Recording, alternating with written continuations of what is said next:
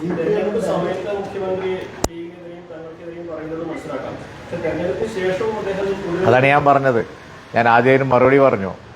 കാരണം league support ചെയ്തുണ്ടാക്കുന്ന നേട്ടം അവിശ്വസനീയമാണ്. കുറഞ്ഞ പോളിംഗ് ശതമാനമാണ് വയനാട്ടിൽ.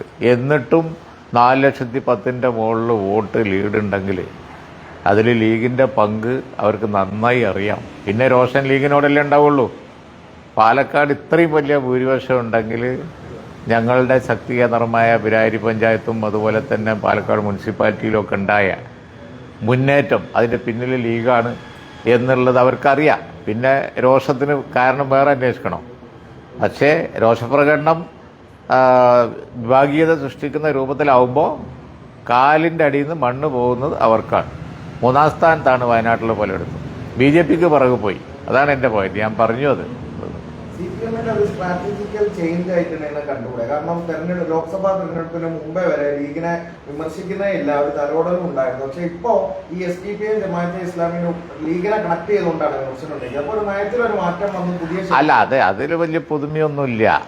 അത് പിന്നെ അവർ തീരുമാനിച്ചിട്ട് പ്രഖ്യാപിക്കലാണ് കാർഡ് ഏതാണെന്നുള്ളത്. അത് അങ്ങോട്ടും ആവാം ഇങ്ങോട്ടും ആവാം. കാർഡിൻ്റെ കാര്യം അങ്ങനെയാണല്ലോ. കഴിഞ്ഞ പാർലമെൻറ്റ് തെരഞ്ഞെടുപ്പ് കാലത്ത് ഇടതുപക്ഷം ഇല്ല എങ്കിൽ ഇവിടെ ന്യൂനപക്ഷങ്ങളുടെ, പ്രത്യേകിച്ച് മൈനോറിറ്റി ആയിട്ടുള്ള മുസ്ലിം കമ്മ്യൂണിറ്റിയുടെ എന്താ പറയുക സ്ഥാനം 2ാം ക്ലാസ് പൗരന്മാരാവും എന്ന് വരെ പരസ്യം കൊടുത്തില്ല. അപ്പോൾ കാർഡൊക്കെ അതാത് കാലത്ത് തരം പോലെ മാറ്റിക്കൊണ്ടിരിക്കും. അതിൽ പുതുമയൊന്നുമില്ല. പക്ഷേ എൻ്റെ പോയിന്റ് അത് ഇടതുപക്ഷത്തിന് നല്ലതല്ല എന്നുള്ളതാണ്.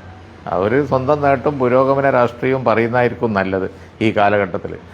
അല്ലെങ്കിൽ ഇപ്പോൾ ത്രിപുരയിൽ കണ്ടില്ലേ, ബംഗാളിൽ കണ്ടില്ലേ, അതേപോലെയൊക്കെ വർഗീയ പ്രചരണം അധികം വന്നാൽ ആർക്കാണ് നേട്ടം ഉണ്ടാവുക എന്നുള്ളത് അവർ ചിന്തിക്കേണ്ട സമയമായി.